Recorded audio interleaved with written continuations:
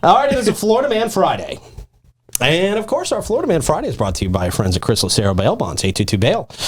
Our Florida Man today is the guy who just announced his run for president, and he's not winning any favors with his latest move. Oh. Soon going to be easier for developers to get projects through the review process and potentially more expensive for residents to oppose them, thanks to legislation signed by Governor Ron DeSantis. The measure, SB 540, this is on our radar for a couple weeks, becomes law on July 1st.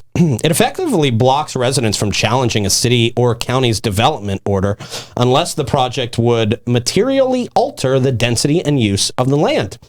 It does this in part by making, as I understand, making you responsible for the court costs to take a developer to challenge a development. Mm-hmm. Yeah, so the resident is now going to have to foot the bill for their entire challenge.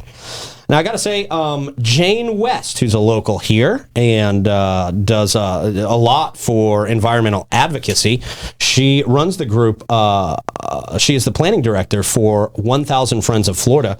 She urged lawmakers during the committee process to cap that attorney and court fee compensation at $10,000 per case.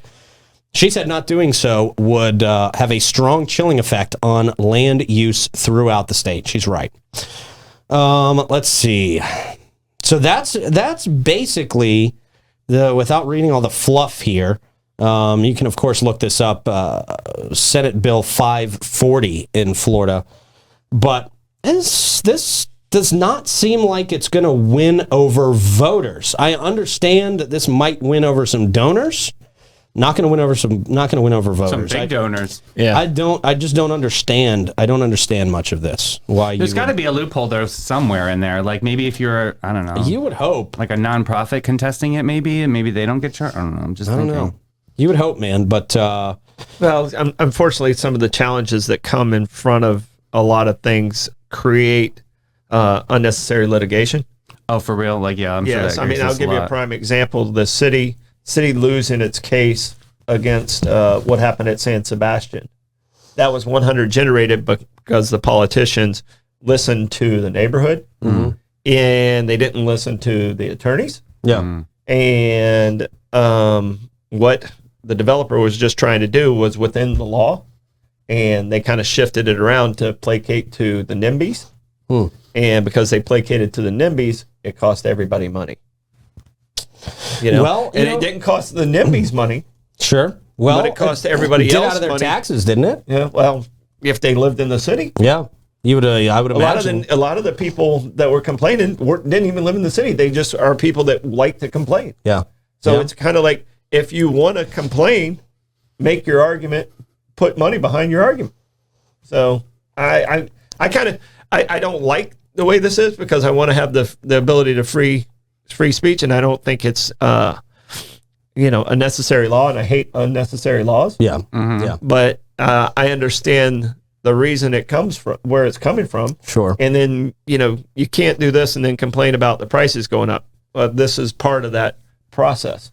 So, so I don't think it's necessary. I mean, usually they can get through the whole thing, but I understand where it's coming from, and you're 100% right.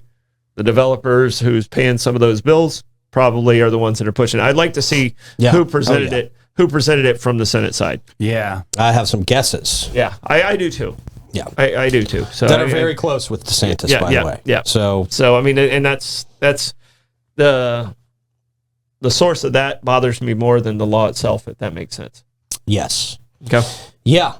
All this coming from people who are supposed to be looking out for us. Mm-hmm.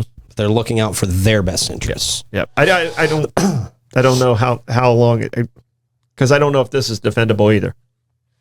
So. Right. This may be challenged and may be eventually overturned. Yeah. A lot of these things seem like good ideas, and then when you kind of get into the details, it falls apart. Yeah. Yeah.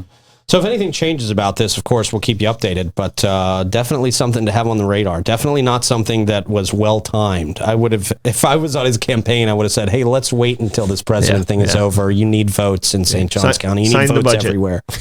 Sign the astute governor stuff first. Sign the budget. Right, yeah.